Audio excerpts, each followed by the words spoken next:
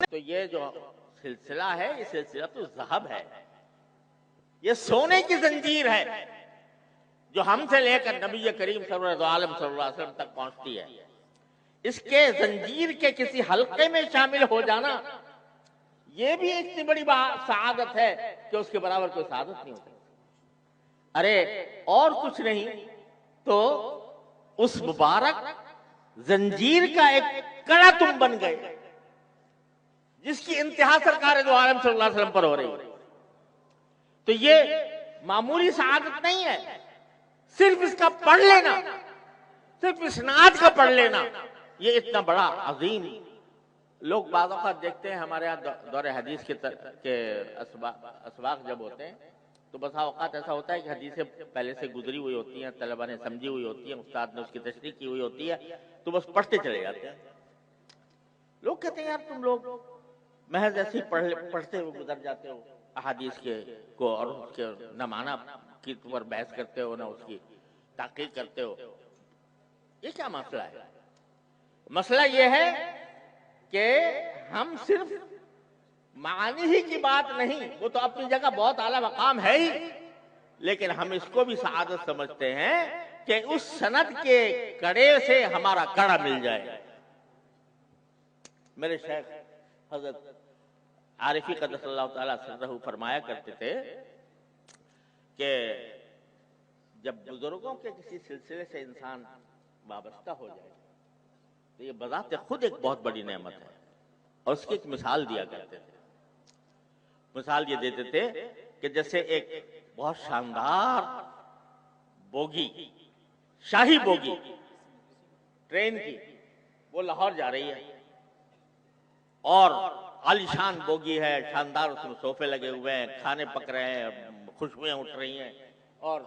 اعلیٰ درجے کی نئی بوگی ہے۔ جب وہ چلنے لگی تو اسٹیشن ماسٹر نے ایک پرانا درانا ڈبہ بھی اس کے ساتھ لگا دیا کہ یہ لاہور تو جا ہی رہی گاڑی، یہ ڈبہ بھی جب لاہور جائے گا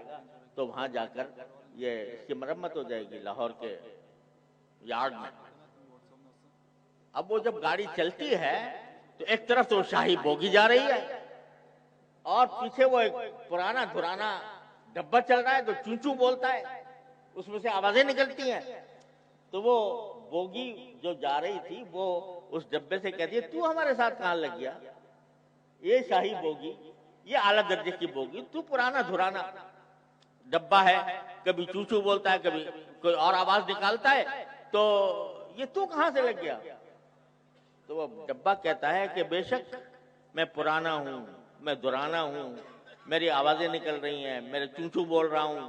لیکن میرا کنڈا تمہارے کنڈے کے ساتھ لگا ہوا ہے، میرا کنڈا تمہارے کنڈے کے ساتھ لگا ہوا ہے۔ جب یہ شاہی بوگی لاہور پہنچے گی اسی وقت میں بھی پہنچوں گا اور وہاں جا کے میری مرمت بھی ہو جائے گی۔ تو حضرت فرماتے تھے کہ جو سلسلہ ہے نا، چاہے اسناد کا سلسلہ ہو،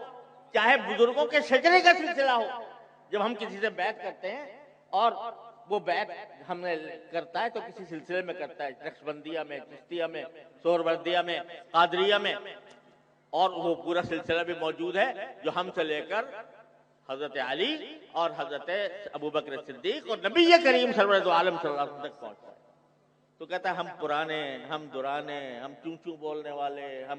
ہم عاجز، ہم فقیر، لیکن کنڈا جوڑ لیا ہم نے اس بڑی بوگی کے ساتھ جو